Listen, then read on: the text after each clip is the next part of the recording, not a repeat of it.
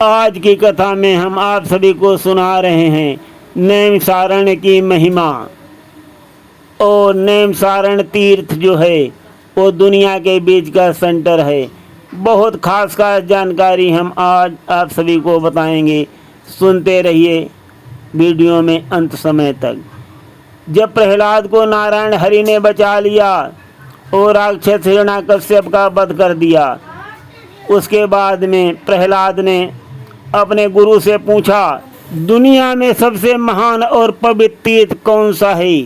तो उन्होंने नैमिषारण्य बताया। तो अपने गुरु से ये सुनकर के प्रहलाद के मन में बहुत उत्सुकता जाग उठी। बोले, नैमिषारण्य नाम तो बहुत आकर्षक लगता है, परंतु विस्तार पूर्वक मुझे तीर्थ की महिमा जानने की जिज्ञासा है और कृपा करके आप विस्तार पूर्वक मुझे समझाइए। ऋषि बोले, इसकी उत्पत्ति भगवान विष्णु के चमत्कार से हुई थी। बहुत पहले की बात है। ब्रह्मांड के सभी ऋषियों ने विष्णु से ऐसा स्थान पूछा जहां वो निर्विघ्न यज्ञ कर सकें। विष्णु ने अपना सुदर्शन चक्र छोड़ दिया और ऋषियों को उनके पीछे चलने का निर्देश दिया। उन्होंने कहा कि वे ज्यों ही सही स्थान पर पहुँचेंगे, चक्र का एक आरा जो है अलग हो करके नीचे गिर जाएगा, टूट करके नीचे गिर जाएगा। वहीं आप लोग ठहर करके अपनी तपस्या कर सकते हो। सबसे महान और सबसे पवित्र वहीं की भूमि है और वही दुनिया के बीच का सेंटर भी है। नारायण हरि का आदेश मान करके 88,000 ऋषिगण चक्र के पीछे गए थे और चक्र का आरा टूटकर वहीं गिरा था, जिसको नैमिषारण्य कहते हैं। 88,000 ऋषिगण वहीं तपस्या किया और वो तपोभूमि बन गई है। प्रहलाद, सोचो समय कितना अलौकिक होगा जब ऋषियों का समूह चक्र के पीछे चला होगा। कितना सुंदर और कितना मनोहर रहा होगा। और ये भी बताया कि उस स्थान का नाम नैमी क्यों रखा गया। नैमी इसलिए रखा गया कि सुदर्शन चक्र के वृत्तों की जो परिधि होती है उसको नैमी कहते हैं। इसलिए ऋषियों ने उस स्थान का नाम नैमिषारण्य रखा था। और उसके बाद उन्होंने काशी का भी बखान किया। बताया कि जहाँ महादेव जी के हाथ से कपाल गिर गया था, जो ब्रह्मा जी का 5वां सिर महादेव ने एक बार क्रोधित होकर के काट लिया था, वो उनके त्रिशूल में चिपक गया था। वो कपाल जो है काशी में गिर गया था, कहीं नहीं गिरा, काशी में गिरा। तो उसी तरीके से नैमिषारण्य और काशी, ये दो स्थान जो हैं बहुत ही पवित्र माने गए हैं। बहुत ही इनकी महिमा है। ऋषि के मुख से नैमिषारण्य की महिमा को सुनकर प्रहलाद का दिल जो है वो बाग बाग हो गया और वहाँ जाने के लिए वो सोचने लगे। और वो इस बारे में भी सोचने लगे कि सुदर्शन चक्र कितना दुर्जय अस्त्र है और वो ऐसी भूमि है जिसने उस चक्र को भी विघटित कर दिया। निश्चित रूप से बहुत ही असाधारण भूमि होगी। यही विचार कर प्रहलाद ने नैमिषारण्य के लिए प्रस्थान कर दिया। और वो जैसे ही नैमिषारण्य में प्रवेश किया, वो अपने घोड़े के नीचे उतर आए और नंगे पैरों चलने लगे। उनके पैरों की उंगलियां झंझना रही थी, सांसें गहरी होती जा रही थी, किंतु फिर भी वो उस पवित्र स्थान तक पहुंच गए। उन्होंने सोचा, क्या ऋषियों के पद चिन्ह अब भी उस जगह बने होंगे? क्या चक्र का टूटा आरा अब भी कहीं दबा हो सकता है? क्या वो आरा उनके पैरों को घायल कर सकता है?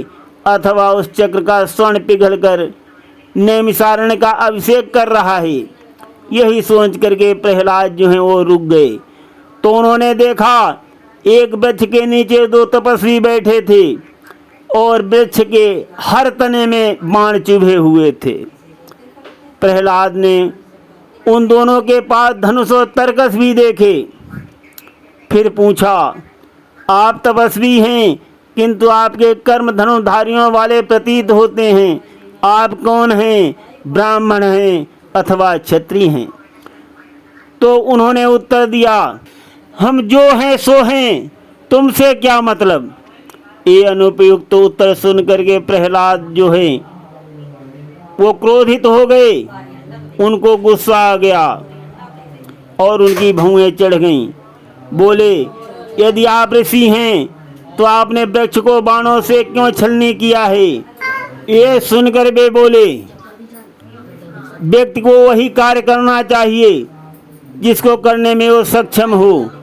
सम्मान अर्जित करने का ये सबसे उपयुक्त तरीका हमको लगा, इसलिए मैंने ये किया है। उनकी बातों को सुनकर प्रहलाद का मन विस्मित हो रहा था, परंतु उनका अवहेलना भरा स्वर सुनकर प्रहलाद को क्रोध आने लगा। बोले, आप संभवतः जानते नहीं आप किससे बात कर रहे हो। मैं राजकुमार प्रहलाद हूँ और मुझे बचाने के लिए नारायण हरि ने अवतार लिया था, अवतार।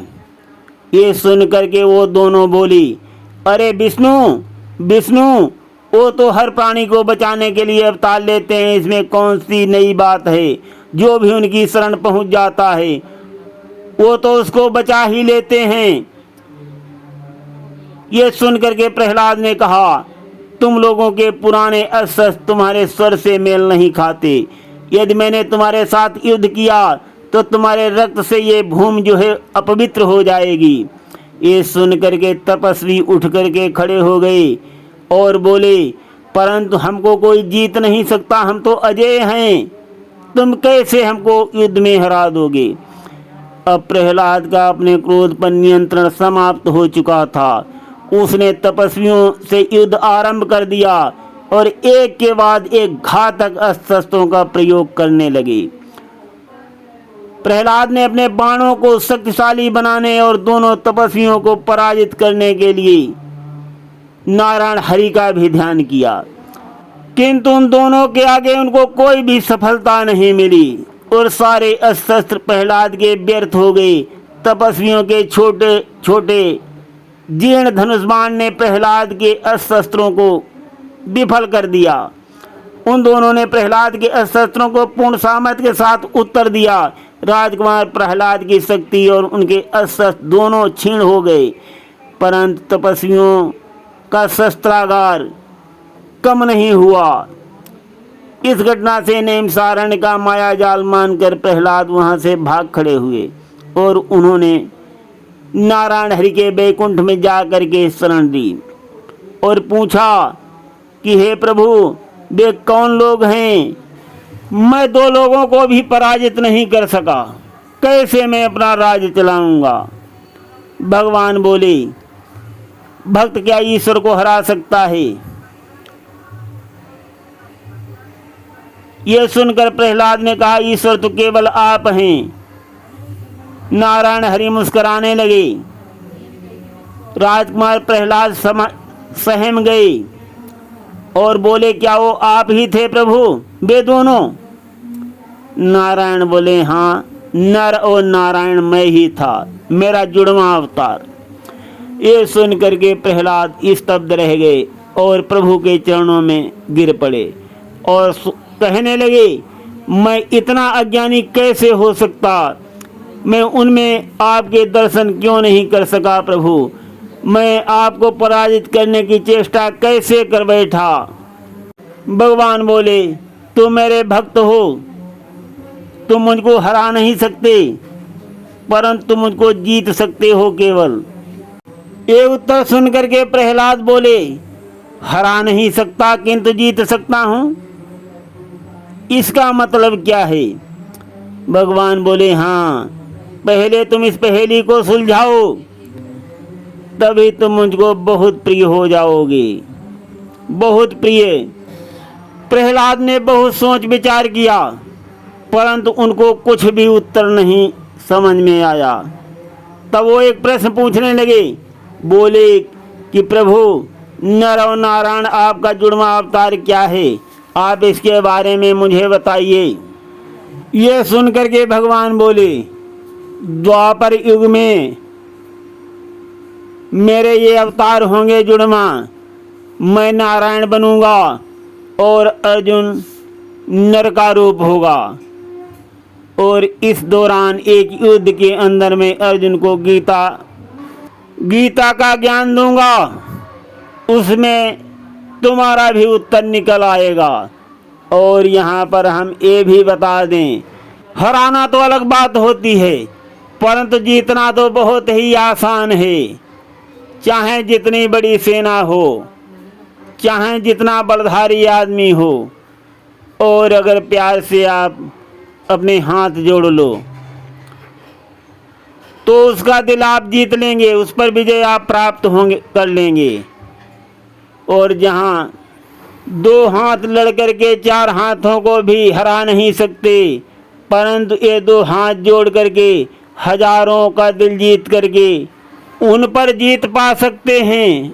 और नारायण हरि ने यही संकेत में प्रहलाद से कहा है कि भक्त भगवान को हरा नहीं सकते किंतु जीत सकते हैं अपनी भक्ति से, अपने कर्मों से और अपने आचरणों से।